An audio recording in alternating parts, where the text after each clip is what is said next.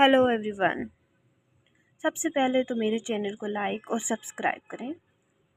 आज का जो मेरा वीडियो का नेक्स्ट टॉपिक है, लेक्चर है, वो है डिडक्टेबल, कोपे, कोइंश्योरेंस, कॉस्ट शेयर अमाउंट और out of pocket amount.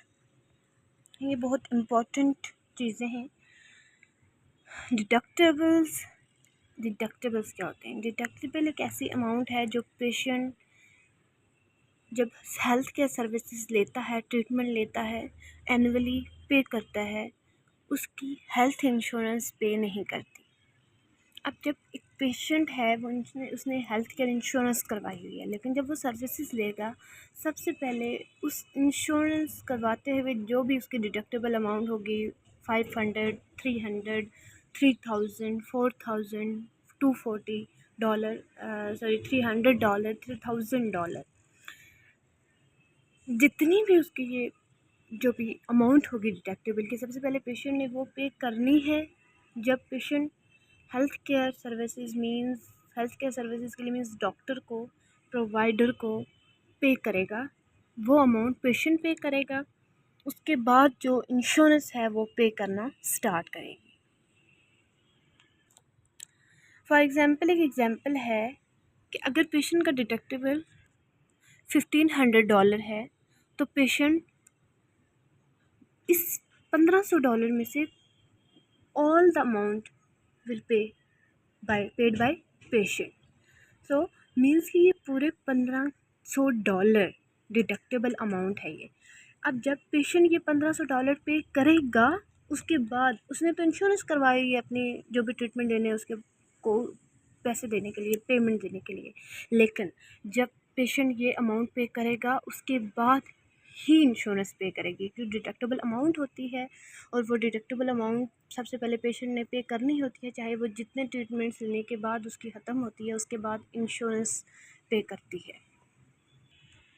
Next है को पेमेंट और कोपे, इसको हमको कहते हैं।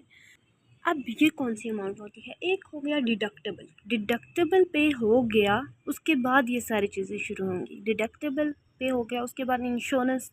अब उसकी हर ट्रीटमेंट के लिए इंश्योरेंस देगी डॉक्टर को, लेकिन इंश्योरेंस भी सारे नहीं देती। इंश्योरेंस भी कुछ ना कुछ अमाउंट जो होती है ना, वो पेशेंट के एंड पे डाल देती है कि भाई अगर 100 डालने उसमें से मैं सिर्फ 70-80 दूँगी। इंश्योरेंस ये कहती है कि $200 में 150 दूँगी, $30 हो गए ना, कोपे $20, $30, $25, डिफरेंट अमाउंट होती है जो इंश्योरेंस ने फ़िक्स की होती है पेशेंट के लिए कि आप जाओगे ट्रीटमेंट करवाने, आपने प्रोवाइडर को दे के आने, उसके बाद जो है वो सारी पेमेंट जो है $200-300 बाकी जो होंगे ना, वो हम पे करेंगे। अब जो को इंश्योरेंस अमाउंट होती है, वो ये होता है कि जब पेशेंट डिडक्टेबल वगैरह दे देता है, उसके बाद कुछ इंश्योरेंसेस का तो कोपे वगैरह होती है, लेकिन कुछ का ये होता है कि डिडक्टेबल देने के बाद आपने हमारे जो इंश्योरेंस ये कहती है कि जब पेशेंट तुम डिडक्टेबल दे दोगे, उसके बाद हम पे करेंगे, 80% हम देंगे, 20% ये शेयरिंग करेंगे हम।